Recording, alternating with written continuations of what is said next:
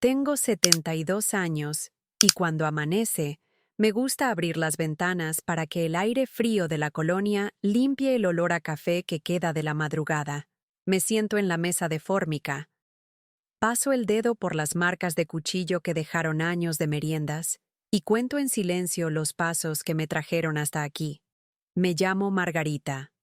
Para muchos, Bobo Margot. Nací en 1952 en un barrio popular de la Ciudad de México, hija de una costurera y de un chofer de camión. Siempre fui de rezos tímidos y preguntas grandes. A veces pienso que mi historia empezó el día en que dos mujeres tocaron mi puerta con Biblias impecables y sonrisas suaves. Traemos respuestas, dijeron.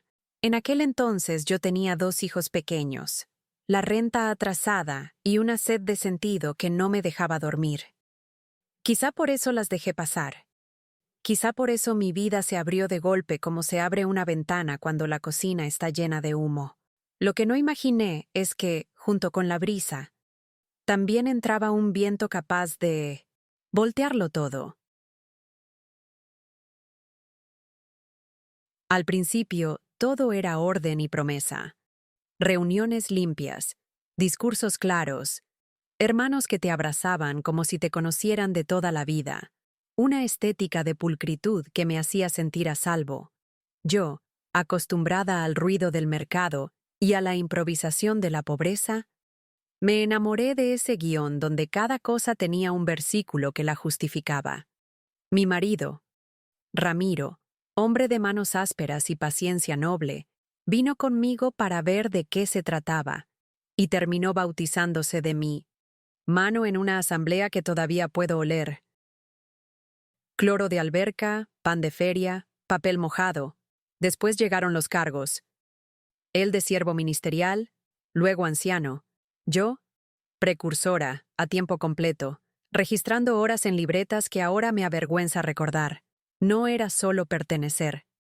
Era sentir que el cielo, ese cielo al que me asomaba desde niña, por fin tenía escalera, y por esa escalera subí con devoción, dejando pedacitos de vida en cada peldaño. En 1975, la organización anunció que el fin estaba a la vuelta de la esquina. El sistema va a terminar, repetíamos, y yo vendí mi tiendita de abarrotes para dedicarme a predicar con más horas que sueño, convencida de que un mundo nuevo exigiría manos libres. Hubo quienes dejaron la escuela, quienes renunciaron a plazas seguras, quienes no tuvieron hijos porque ya no valía la pena. Cuando nada ocurrió, nos regalaron una palabra: ajuste. La luz, dijeron, se hace más brillante. Yo me la tragué completa, con rubor y obediencia. Seguí, tocando puertas bajo el sol del mediodía, con el estómago vacío y la sonrisa firme, persuadida de que el sacrificio es la prueba de la fe. Años después, entendí que también puede ser la coartada perfecta del control. Pero en ese momento la disonancia no cabía en mi libreta. Donde había duda, yo anotaba más horas. El prestigio llegó sin que lo buscara. La hermana Margarita es ejemplo, decían. Me invitaban a comentar, a aconsejar, a acompañar. Me escuchaba a mí misma repetir frases hechas con la convicción de quien no se permite vacilar. Por dentro, sin embargo, el cuerpo ya me pedía otra cosa: un sábado sin informes, una tarde de parque con mis hijos sin contar minutos teocráticos, una conversación donde Dios no fuera auditor. Pero cuando eres vitrina, te olvidas de que también eres interior. Te sostienes rígida para que no se caiga la imagen. La primera grieta se abrió con Guadalupe, una muchacha curiosa que en los estudios bíblicos preguntaba cosas incómodas. Si Jesús dijo muchas moradas, ¿por qué solo 144,000? Si la profecía no se cumple, ¿no habría que revisarla de raíz? Yo le sonreía con ternura y la reconducía al folleto, pero sus preguntas se me quedaban pegadas como migas en el mantel. Las tragaba con agua y aún así rascaban. El golpe no vino de la doctrina, vino de la vida. Una noche, 2 jovencitas de la congregación tocaron mi puerta con los ojos rojos y la voz pegada a la garganta. «Hermana, no podemos callar», dijeron. Lo que contaron me paralizó. Un anciano respetado, don E., aprovechaba estudios especiales y tareas de servicio para cruzar límites que ninguna conciencia sana permitiría. Lo cubría todo con versos y con autoridad, como si la Biblia fuera una cortina gruesa. Mientras hablaban, yo sentía que se me caían los muebles de la sala por dentro. No quería creer. Ese hombre había dado discursos que me conmovieron, había orado por mis hijos, me había llamado sierva fiel. Pero los detalles, la coincidencia de relatos, la tristeza. Vieja en los ojos de esas niñas me escupían a la cara la palabra que más asusta en templos: abuso.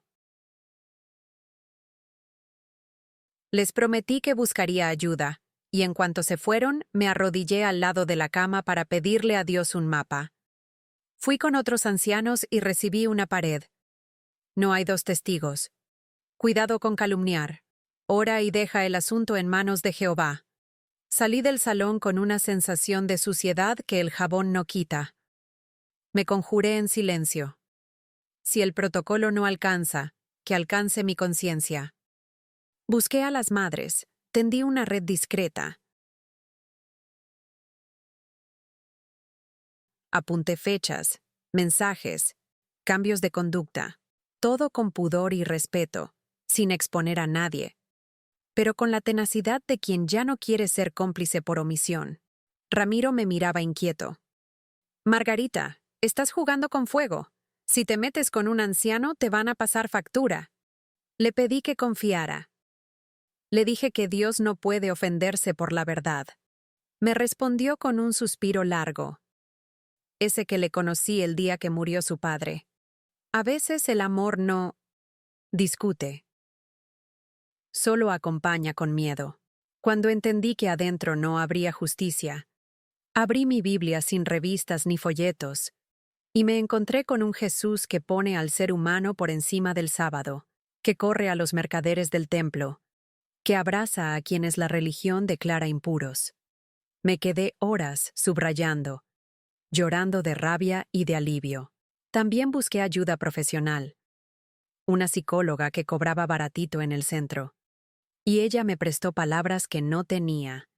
Gaslighting, encubrimiento, culpa inducida. Volvía a casa con el corazón en carne viva, pero con los ojos más abiertos. Hablé con Guadalupe y con un par de hermanas mayores. Hicimos un plan: proteger a las niñas primero, documentar después y solo entonces denunciar. Sencillo en papel, difícil en comunidad donde toda duda suena a traición. Empecé a dormir con la ventana entornada como cuando era joven y temía los temblores. No por el frío, sino por recordar que el aire existe. Tomé la palabra en una reunión de servicio. No grité, no acusé por nombre.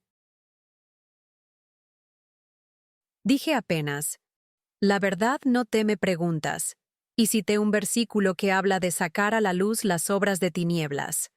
El salón se volvió piedra. Al terminar, me citaron a un comité judicial. 3 hombres, mesa, vasos con agua que nadie tocó.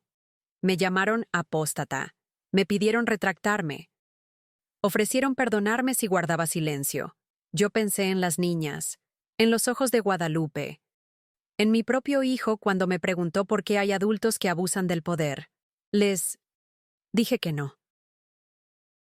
Me dieron una semana. Volví a casa con un papel doblado en el bolso y una bomba en el pecho. Ramiro lloró conmigo. «No quiero perderte», dijo. «Ni yo a ti», respondí. «Pero hay puertas que se cruzan una sola vez». La expulsión se anunció un jueves. Margarita ya no es testigo de Jehová. 15 años reducidos a 11 palabras.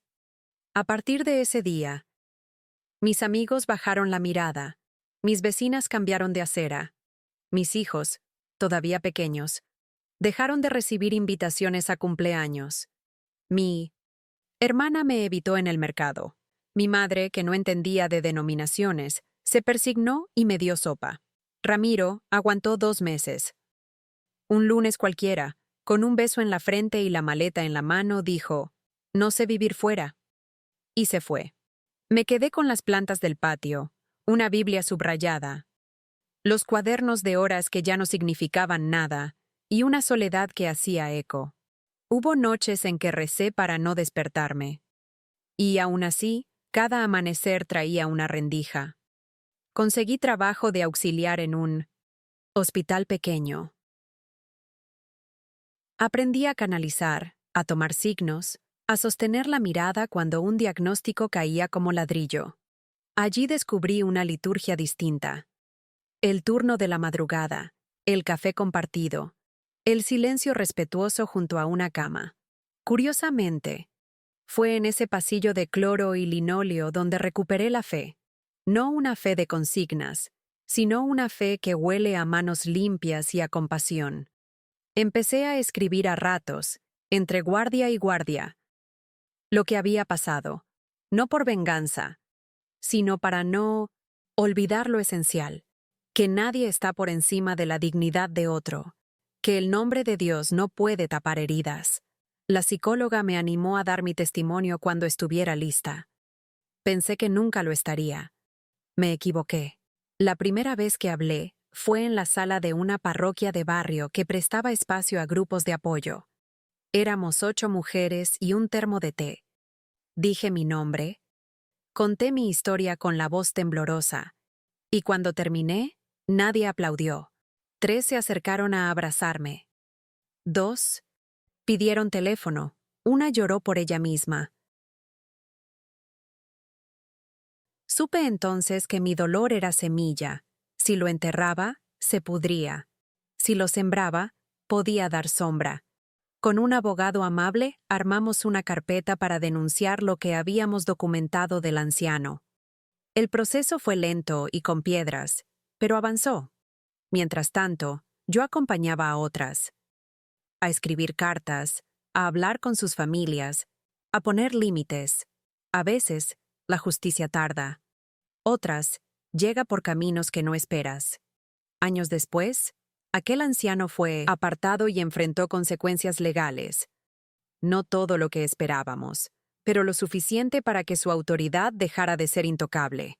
La congregación trató de maquillar el caso como asunto personal, pero en el barrio ya se hablaba de protección a las víctimas y no de reputaciones. Yo, por mi parte, había aprendido a vivir con pérdidas. Ramiro rehizo su vida en otra ciudad. Mis hijos, ya grandes, fueron regresando de a poco. Primero una llamada en cumpleaños, luego un almuerzo tímido, después una tarde de arreglar el jardín.